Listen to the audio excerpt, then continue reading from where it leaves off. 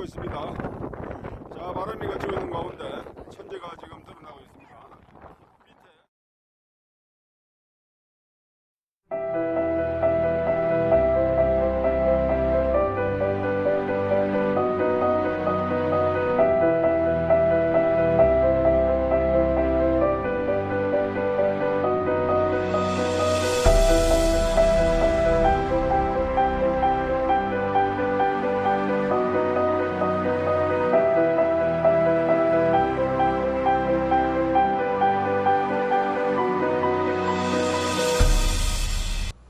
셋째 날, 우리는 드디어 백두산을 향하여 일찍 나서기 시작하였습니다.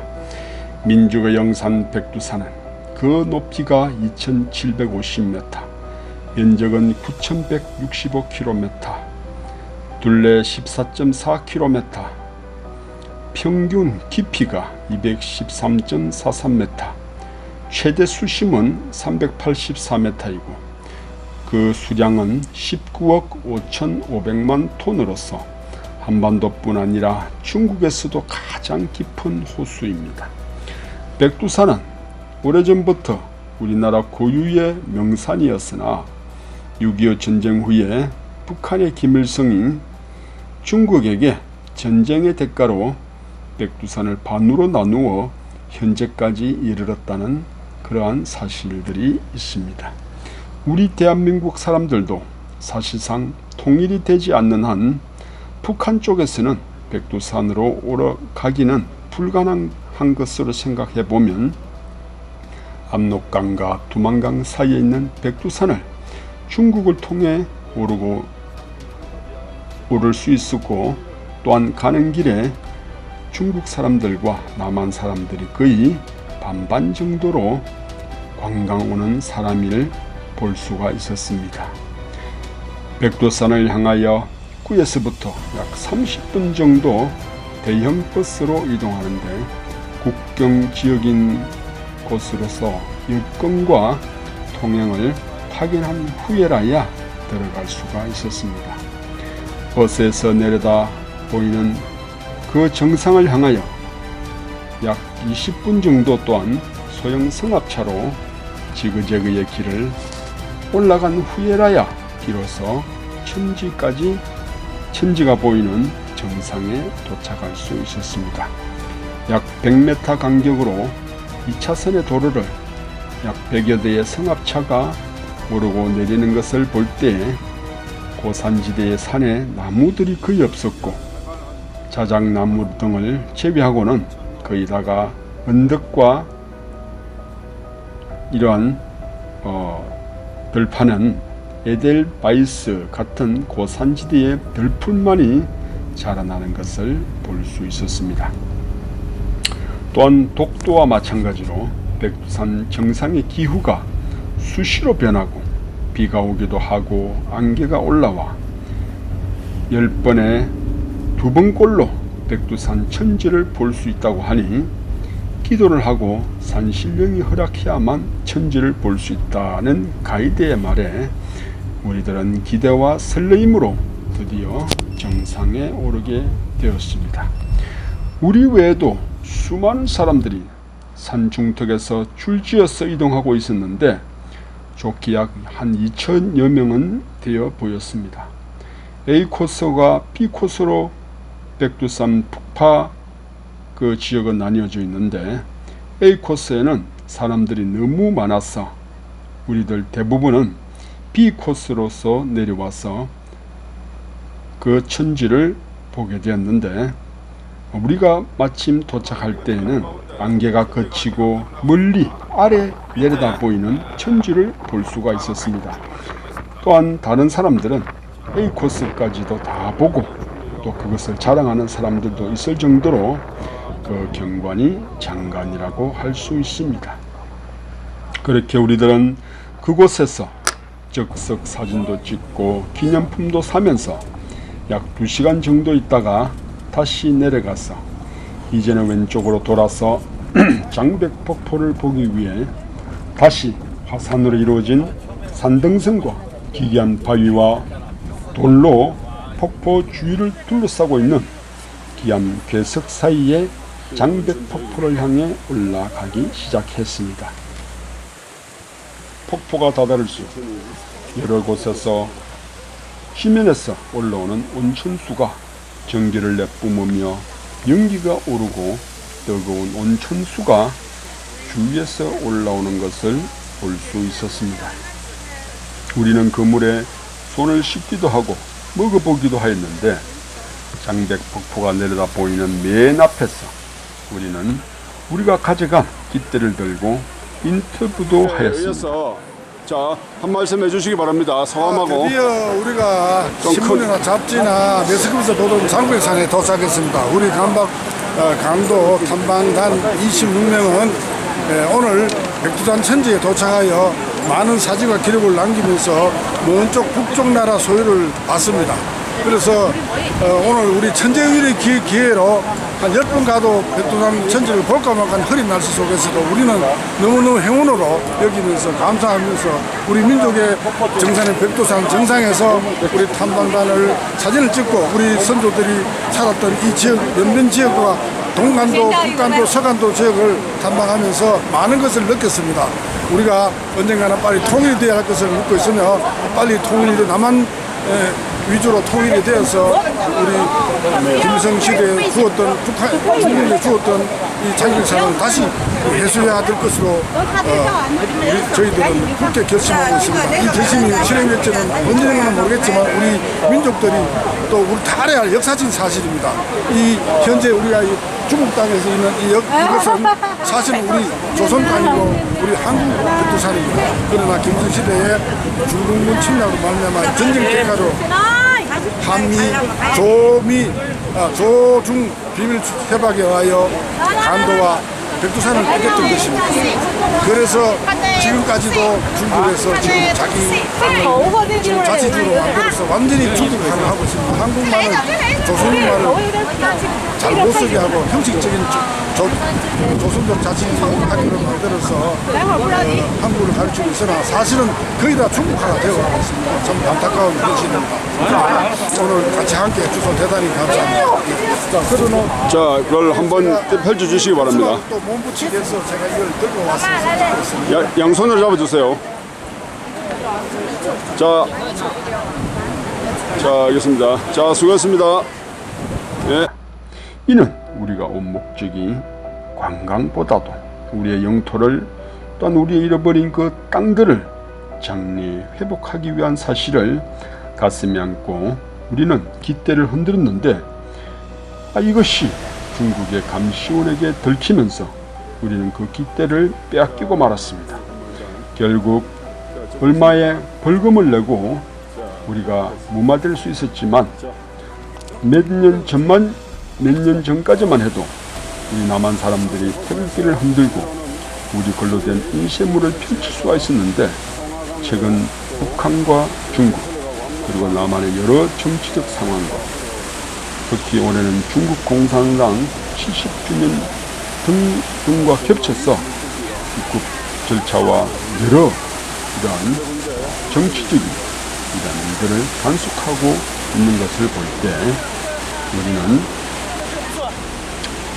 여러 이런 제재를 받으면서 우리들은 기분이 좀 다운되기도 하였습니다. 우리는 장백폭포를 보고 난 후에 송이버섯과 삼겹살로 점심을 푸짐하게 먹고는 약 3시간 반을 버스를 타고 용정이라고 하는 일제 식민지 하에서의 우리나라 독립군들과 윤동주 시인이 살았다는 해랑강 일송정이 있는 우리 조선족들의 안에 살고 있다는 영길로 이동하였습니다. 여기 저희들이 회사에 저거야 대회사 저기 있습니다. 전에는 이 다리가 아니었습니다. 저 옆에 다리였습니다. 해랑강 크네. 거고, 이거는 후에 만들어서 영문교를 다시 뽑은 거고요. 네, 해랑강입니다. 해랑강. 네.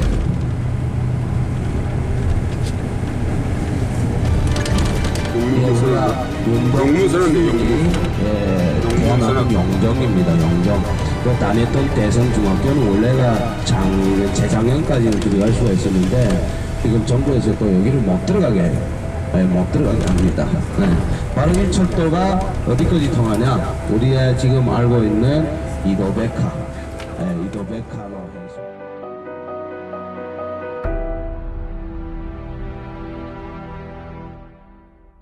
연길로 저녁 늦게 도착한 우리는 그곳에서 여정을 풀었고 오늘 바빴던 여정을 푸느라 발 마사지도 받고 추가로 북한 사람들이 경영하는 식당에서 저녁을 평양냉면을 먹으면서 북한과 중국 그리고 조선족들이 함께 살고 있는 길림성, 우리가 이제까지 연변이라고 일컫는 연길의 밤거리를 보면서 조국의 통일과 간도 회복이라는 무거운 민족적 과제를 생각하며 잠을 청하였고, 호텔에서 우리는 또한 미리 조선족 선교사라고 하는 우리의 동포를 만나서 우리가 가져간 선물, 곧 한국의 학용품들과 축구공과 스포츠용품을 전달하면서 멀리 타국이지만 우리의 피가 흐르는 동포들의 다음 세대가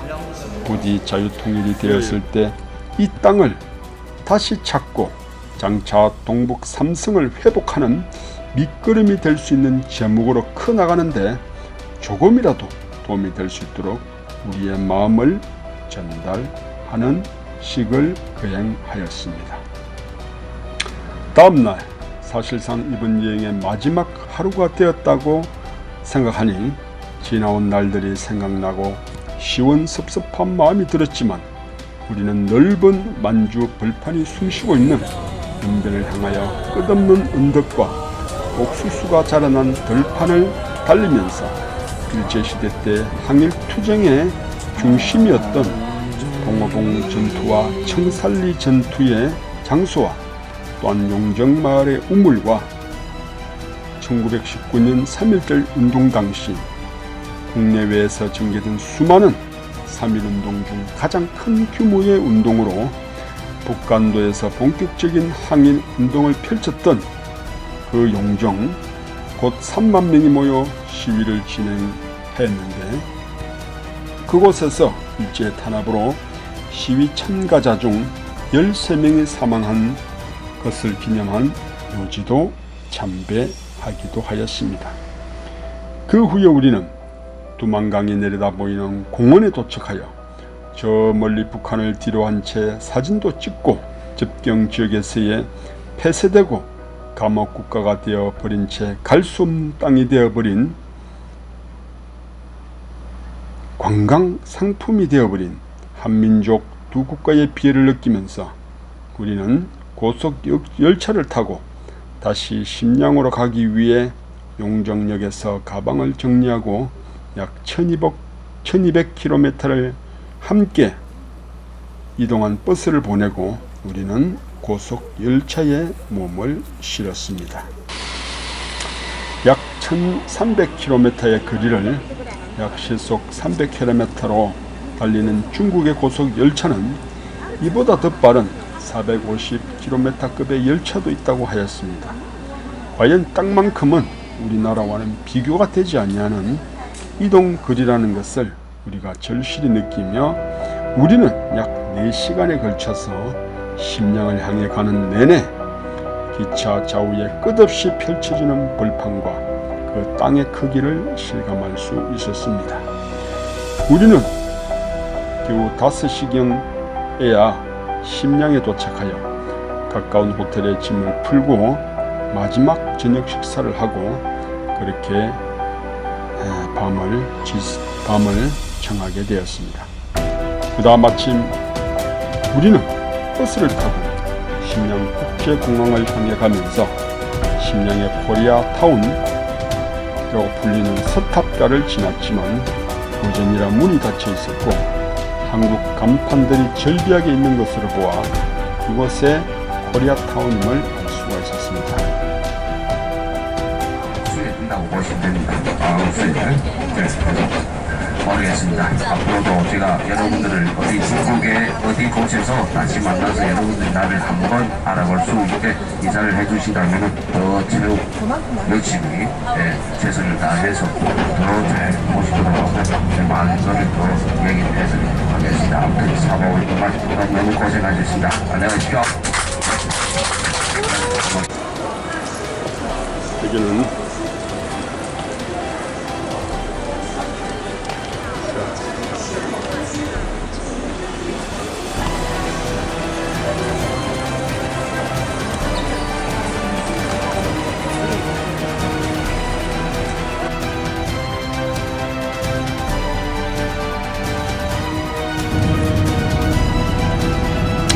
그렇게 우리는 다시 아시아나 비행기를 타고 기내 국제공항으로 돌아오게 되었습니다.